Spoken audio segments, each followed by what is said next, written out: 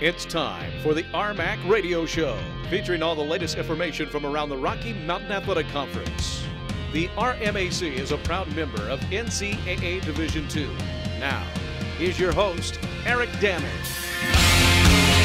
Welcome to the RMAC Radio Show, week number 3. My name is Eric Danner.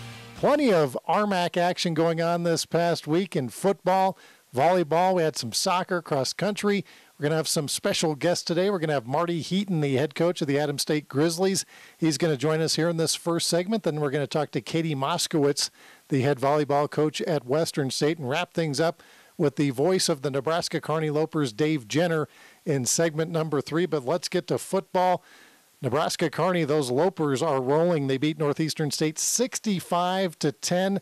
Jake Spitzelberger, 242 yards, 3 touchdowns, also ran in a touchdown in basically a half of work. But the real story, Arthur Hobbs, who is our RMAC co-defensive player of the week, 3 interceptions for Hobbs for an NCAA record, 214 yards. He had a 98-yard run back for a touchdown. He also had a 90-yard run back for a touchdown. Those are both NCAA records for Arthur Hobbs of Nebraska-Kearney, our co-defensive player of the week. Colorado Mines also in the top 25. They continue to roll. The Orediggers beat South Dakota Tech 55-7. Dan Palmer is the RMAC offensive player of the week, rushing for 134 yards and 3 touchdowns. CSU-Pueblo, when's the last time we had 3 RMAC teams ranked in the top 25? The Thunderwolves also in the top 25. They beat Northwest Oklahoma in their home opener 41-0. Jesse Lewis runs for 3 touchdowns on 75 yards.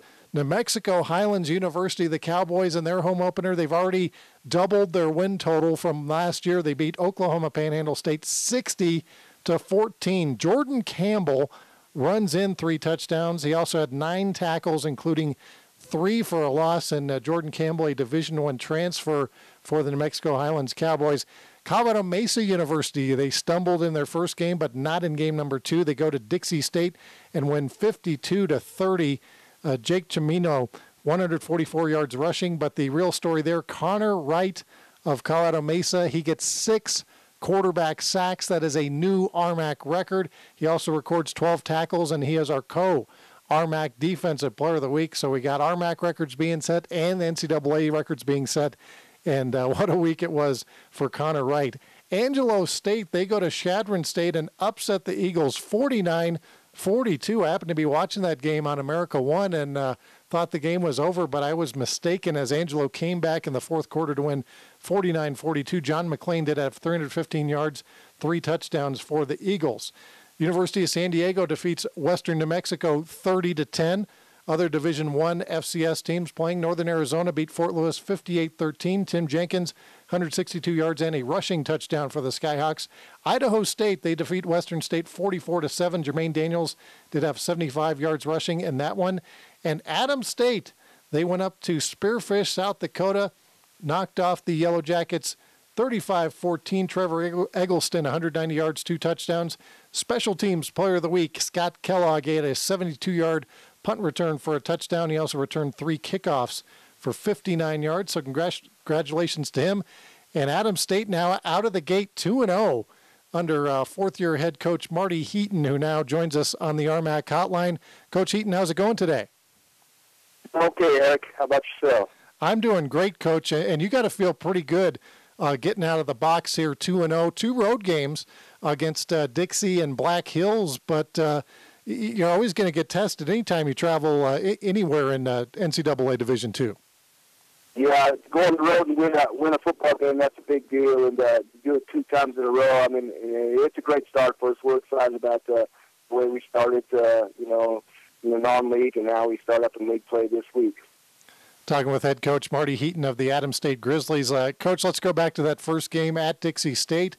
A little further of a road trip, as I understand it, than you would have liked it to be. I understand you had some bus issues.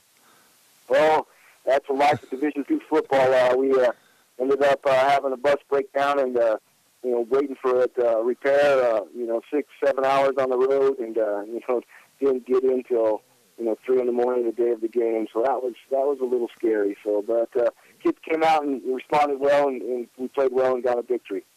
Talking with Marty Heaton of Adams State College, and then, Coach, you get a chance to go up to Black Hills State, Spearfish, South Dakota, a team that's going to be in the Rocky Mountain Athletic Conference next year. I know you had that game scheduled before any of that was even in play, but now you get a chance to go up there and see what they're all about. So maybe you have a leg up on the rest of the league, would you say?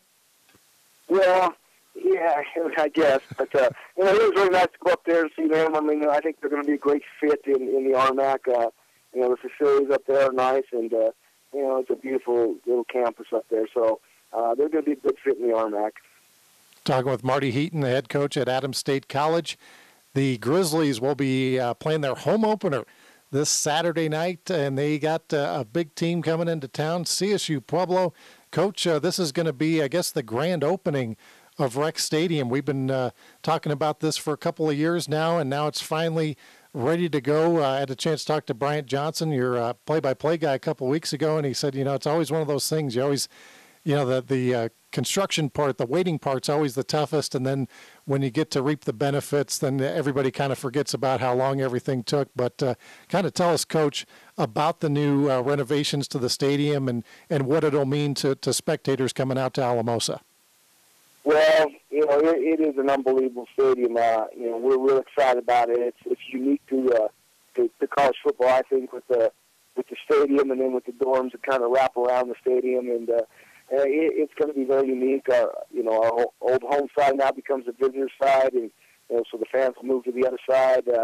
Got a brand new jumbotron, replays and all that. It's really exciting. I mean, it's first class all the way, and it should really create a great game day environment. Talking with Marty Heaton, the head football coach at Adams State, and I'm hoping to get down there this weekend. I know the Commissioner, J.R. Smith, and Sarah Meyer, also from the RMAC office. We're all hoping to make the trip down to see the new digs at Adams State College. And I guess the other part of it, Coach, while everybody's going to be oogling the new renovations and the statue outside, all that kind of stuff, you got a heck of a football game that's going to be played on Saturday night. You got CSU-Pueblo coming to town, the Thunderwolves in the top 25, 2-0. And actually, this has kind of been a nice little rivalry, I guess, between the two schools since they brought football back, I would guess, because of the proximity. And you're probably recruiting a lot of the same kids, those kind of things. So what can we look for as far as the action on the field Saturday night? Well, again, it should be an exciting game. I mean, you're talking about a team coming in here that has won 2 ball games and had a big win in that first week of the season against West Texas A&M, and they're a very, very good football team, and they've come a long way in a very short time, and it's going to be a very hard fought battle, and we're going to have to play extremely well to go out there and compete with them. Talking with Marty Heaton from Adams State College. Coach, obviously you made your name as a defensive coach, the coordinator at Colorado Mines before coming back to Adams State as the head coach. But offensively, the team has kind of changed a little bit this year. A lot of the same personnel. Trevor Eggleston, now in his 3rd year as a starting quarterback. But just in getting glimpses of your team, the offense is a little different this year. And I understand you have a new coach on staff that might be partially responsible for that. Well, we got a lot of things that change. We did bring a new coach on. Justin Harlem is a young man out of Colorado who played football at the Bear Creek High School, and then went on and had a great career at CSU as a quarterback, and he's really brought some, nice qualities to our offense, and along with Manny Watson, they're doing a nice job on that side of the ball. And we've got some great players, and we feel like we're good up front, and our running game is really solid with Chadron State. So we feel like we got a solid offense. Our offense, I would say, has really come a long way and improved a lot. So we're looking forward to that. Talking with Marty Heaton, the head coach at Adams State. And, Coach, looking around the RMAC, we mentioned you guys are sitting there at 2-0, 3 teams ranked in the top 25. Kearney's really rolling. It seems like that this is maybe the best year of RMAC football. Again, it's early in the season, but this is the best year we've seen in a while. Would you agree with that? No question. I know in the early season meeting we talked, this is by far the best. Top to bottom, the RMAC is really improved. They've come a long way.